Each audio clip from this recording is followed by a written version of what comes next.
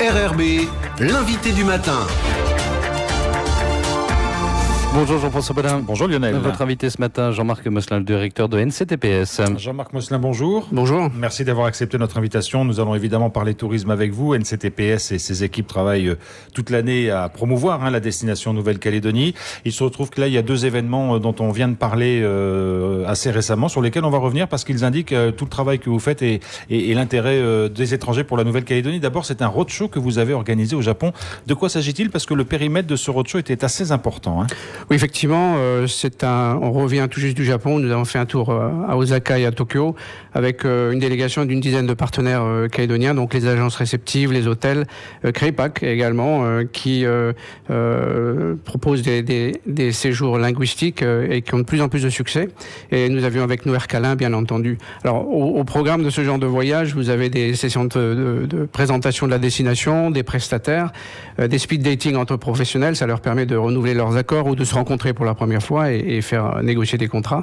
Air Calin a présenté le renouvellement de sa flotte et surtout a annoncé donc un accord de codeshare avec Japan Airlines qui est assez historique et qui permet désormais aux deux compagnies de proposer des vols opérés conjointement entre Nouméa et surtout plusieurs villes japonaises et qui nous permet d'avoir une meilleure visibilité donc sur le marché japonais. Et tout ça évidemment conclu par des conférences de presse et réceptions dans chaque ville, où pour nous c'est l'occasion de réaffirmer notre engagement sur le marché japonais et de motiver l'ensemble des partenaires de poursuivre les efforts de développement sur la Nouvelle-Calédonie. Ça veut dire que NCTPS aujourd'hui cible à nouveau, j'allais dire, le public de touristes japonais? Toujours ciblé, c'est une de nos priorités avec l'Australie et Nouvelle-Zélande, ce sont nos marchés, on va dire, naturels les plus proches. Le Japon, il faut savoir que c'est le deuxième ou le troisième selon les années pourvoyeur de visiteurs en Nouvelle-Calédonie et c'était également notre deuxième budget ou troisième budget d'investissement en termes de promotion. Il faut savoir que c'est devenu un marché compliqué. La tendance claire des femmes japonaises est de ne plus vouloir se marier. On sait qu'ils venaient beaucoup pour ça. Voilà. Exactement, c'était notre cible effectivement pendant des décennies en Nouvelle-Calédonie, donc il a fallu changer de cible ou tout au moins la diversifier. Il y a là-bas de plus en plus de low cost qui partent du Japon et de nouvelles destinations qui sont accessibles. Il faut savoir que la Tahiti par exemple a perdu plus de la moitié de leurs japonais en 10 ans. Ils sont aujourd'hui à 8 000 alors que la Calédonie atteint 21 500 japonais l'année dernière, qui représente une fréquentation quand même qui a augmenté de près de 40% depuis 4 ans. Donc on est plutôt dans les bons standards, oui. Dans les bons standards. Dans les bonnes progressions, oui. Vous l'avez évoqué, Jean-Marc Mosselin, Air Calin a signé un accord de partage de code, de code share avec Japan Airlines. Qu'est-ce que ça veut dire? Ça veut dire que ça aura plus de lisibilité en quelque sorte de la Calédonie dans le monde du voyage aérien japonais? Tout à fait. C'est surtout beaucoup plus facile pour les Japonais de se rendre depuis Fukuoka, Nagoya et Sapporo pour venir en Nouvelle-Calédonie. Donc il y a des liaisons aériennes qui sont facilitées. Et puis on va voir le drapeau Air Calin à partir de ces villes. En termes de notoriété, c'est très intéressant. Vous sentez que les Japonais découvrent ou redécouvrent la Calédonie? C'est une destination dont ils rêvent encore quelque part? Complètement. D'ailleurs, le slogan l'île la plus proche du paradis est revenu d'ailleurs, parce qu'une étude a démontré que c'était vraiment le slogan fort qu'il fallait garder sur la Nouvelle-Calédonie. Et le paradis peut être appliqué à de nombreuses choses, pas seulement à la romance, mais à l'aventure, à la cuisine française, à ce que vous voulez. Jean-Marc Mosselin, un autre événement important pour NCTPS, c'est l'adhésion à une plateforme touristique qui s'appelle Apidae. Évidemment, c'est un peu compliqué à comprendre pour le grand public, mais est-ce que vous pouvez nous expliquer de quoi il s'agit exactement? Est-ce que ça va permettre en termes de retombées éventuelles? Effectivement, c'est un peu technique, mais je veux dire, à l'initiative des 3 GIE, il faut le savoir, la Nouvelle-Calédonie se dote aujourd'hui d'une plateforme collaborative d'attraction touristique. Alors, qu'est-ce que ça veut dire? Ça va bien au-delà d'une base de données. C'est un nouvel outil qui fédère tous les acteurs en rapport direct ou indirect avec le tourisme. On entend évidemment les acteurs tels que les hôtels, les prestataires de services, mais aussi les administrations, les directions de la jeunesse et des sports, de la culture, de la ville, les parcs provinciaux. En fait, tout ce qui concerne le tourisme de près ou de loin, une composante du tourisme quand vous venez dans une destination. Ça permet de collecter, stocker, exploiter et partager toutes ces informations. L'objectif est de renseigner le touriste au mieux sur l'offre et d'avoir des données centralisées et à jour. Concrètement, ça permet par exemple, aux offices du tourisme de chaque région ou sur notre site web, de pouvoir filtrer et d'affiner les informations en fonction des besoins du client. Si je dis je serai sur Bourail le week-end prochain, je peux savoir exactement tout de suite qu'est-ce qu'il y aura comme événement ou s'il y en a pas. J'aime faire de la randonnée, j'ai l'intention de faire le GR Sud ce week-end. Est-ce que je peux avoir le plan de la rando? Est-ce que la météo s'y prête? Est-ce que j'ai besoin d'un hébergement à proximité? Donnez-moi la liste des hébergements. Donc voilà, il pleut aujourd'hui, qu'est-ce que je peux faire? Ça veut dire, le touriste, quand il vient en Calédonie, il a forcément un plan, peut-être un projet, mais il peut aussi être appelé à tout moment à changer et à vouloir faire d'autres choses parce qu'il découvre des choses auxquelles il n'avait pas forcément pensé. Et chacun son profil, son âge, ses passions. Donc c'est des choses qui sont aujourd'hui difficiles à mettre sur un site web et compliqué pour les offices du tourisme de pouvoir filtrer et personnaliser surtout les besoins de nos touristes. Alors Jean-Marc Mosselin, tout ce travail que NCTPS et ses équipes font tout au long de l'année, quand on regarde les chiffres de l'évolution touristique en Calédonie, on s'aperçoit qu'on est autour de 120 000 touristes grosso modo par an. Est-ce que vous êtes fixé une barre? Est-ce que vous pensez qu'il y a des seuils qui peuvent être franchis encore? Oui, bien entendu. Alors on travaille et conformément à la stratégie de développement du tourisme en Calédonie vers un tourisme durable. Il n'est pas question de parler de chiffres. D'ailleurs, quand on annonce 200 000 touristes, c'est vraiment un des effets d'annonce, puisque il est plus important de parler de revenus touristiques plutôt que du nombre de touristes. Moi, je préfère avoir 120 000 touristes qui dépensent 300 000 francs CFP chacun, plutôt que 200 000 touristes qui en dépensent 50 000. Donc, on n'est pas à la recherche du nombre, mais de la qualité et surtout de permettre de développer un tourisme qui respecte l'environnement et qui respecte les populations. Pour cela, il est évident que, et ça, c'est vraiment un appel aux Calédoniens, il faut continuer, il faut surtout croire au développement touristique, car c'est en termes économiques, c'est évident qu'on a besoin d'une diversification économique de la Calédonie.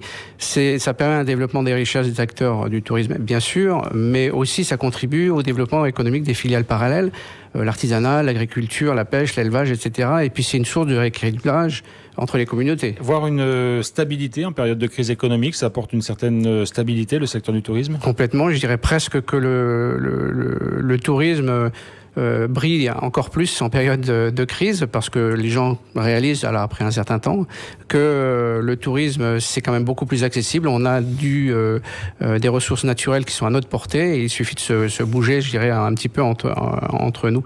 Et l'avantage de tout ça, c'est qu'en plus, ça nous permet de mettre en valeur notre environnement. Ça permet de prendre conscience à la population de l'importance de préserver nos ressources et ça contribue à la conservation de l'environnement tout simplement. Et une chose qu'il faudrait aussi mettre le doigt dessus, c'est que c'est un intérêt énorme en termes culturels et social. Ça permet une intégration des communautés locales dans ce développement, de fixer les populations dans leur région et réduire l'exode rural. Et c'est évidemment une mise en valeur des richesses culturelles qui contribue à faire vivre la culture. Jean-Marc Mosselin, il y a un sujet dont on parle moins. Il semble aujourd'hui qu'il y a une sorte de point d'interrogation, c'est le développement des croisiéristes. On en a parlé, vous l'avez dit. Là, pour le coup, c'est du tourisme de masse, des gens qui dépensent peut-être pas beaucoup. On sait qu'il y a des questions sur l'environnement. Est-ce qu'aujourd'hui, la stratégie est en train de s'affiner ou est-ce qu'on ne sait pas encore trop vers quoi on va aller par rapport au tourisme de croisière? Pareillement, nous ne sommes plus à la recherche du nombre maximum de croisiéristes. On préfère choisir, entre guillemets, les bateaux. On a de plus en plus de discussions avec les opérateurs actuels pour voir dans quelle mesure ils peuvent améliorer justement leur contribution au respect de l'environnement et leur contribution économique pour les îles concernées.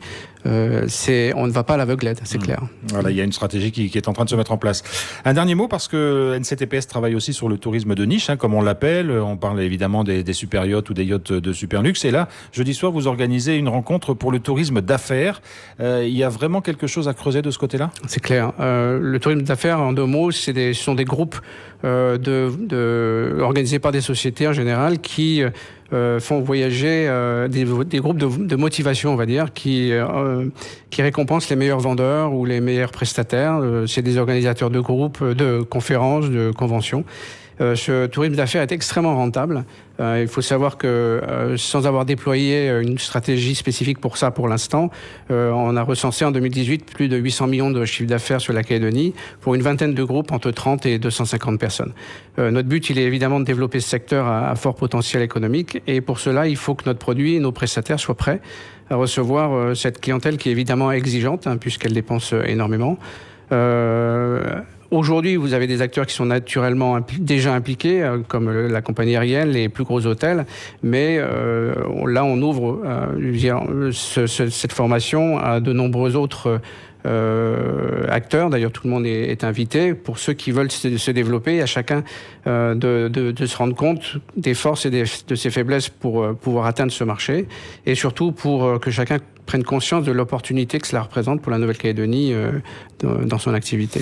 Encore 2 questions pour terminer, Jean-Marc Mosselin. D'abord sur le nombre de chambres disponibles en Calédonie. Je parle des chambres d'hôtel. On vise, je crois, les 3000 chambres dans quelques années. Est-ce que vous pensez que l'offre sera suffisante ou est-ce qu'il faut arrêter de construire ou est-ce qu'il y a encore des projets qui pourraient voir le jour? Le dernier en date étant évidemment celui qui se construit à Lifou. Il faut savoir que le produit crée l'offre. Si vous avez un super produit, même dans une destination qui est déjà très occupée par de nombreux touristes, vous allez attirer quand même du monde. Donc on n'est pas, encore une fois, à la recherche du volume. On recherche plutôt des établissements qui ont un caractère et un intérêt pour attirer justement une clientèle plus qualifiée et ciblée. Et puis dernière question, l'image de la Calédonie, c'est aussi les étrangers qui peuvent la véhiculer. Récemment, l'équipe d'Australie est venue s'entraîner avant sa Coupe du Monde de rugby. NCTPS a participé à sa venue avec d'autres, notamment la direction des sports au gouvernement. Ils étaient très contents. Ça, pour vous, évidemment, c'est j'allais dire, les rugbymen australiens vont devenir les super ambassadeurs de la Calédonie d'une certaine façon. Quelque part, effectivement, en tout cas en Australie, Nouvelle-Zélande et même au Japon, on en a entendu parler. Ça contribue énormément à notre notoriété. C'est inimaginable le nombre de posts qu'il y a eu sur les réseaux sociaux à propos de leur séjour en Calédonie et ça permet en tout cas de mettre la Calédonie sur la carte et de dire il y a des infrastructures, la Calédonie est un pays développé, enfin Nouméa est un pays développé et il y a vraiment l'intérêt à y faire un tour, quoi. Les choses avancent et les questions institutionnelles sont pas réglées. Ça, vous pensez que ce sera plus simple une fois que ces échéances seront derrière nous? Oui, complètement. Et puis avec ce renouvellement, on a toujours à mettre en place donc cette fameuse agence de développement du tourisme au niveau du pays. Mais il semble que les nouveaux élus soient tous motivés pour le faire, donc c'est plutôt positif. On fait un travail de fond, on essaie d'être présent sur tous les fronts, même si ça se voit pas nécessairement au niveau du grand public, puisque évidemment notre corps de métier c'est la promotion et la commercialisation de la destination, mais il y a derrière aussi une structuration et une mutualisation des outils de développement, une formation des acteurs en collaboration d'ailleurs avec la province sud, la DEF en particulier, et une sensibilisation de la population au niveau du tourisme, un énorme travail, mais qui, je vous dis, un travail de fond et on lâche pas le morceau. Merci beaucoup Jean-Marc Mosselin d'avoir été avec nous ce matin. Avec plaisir.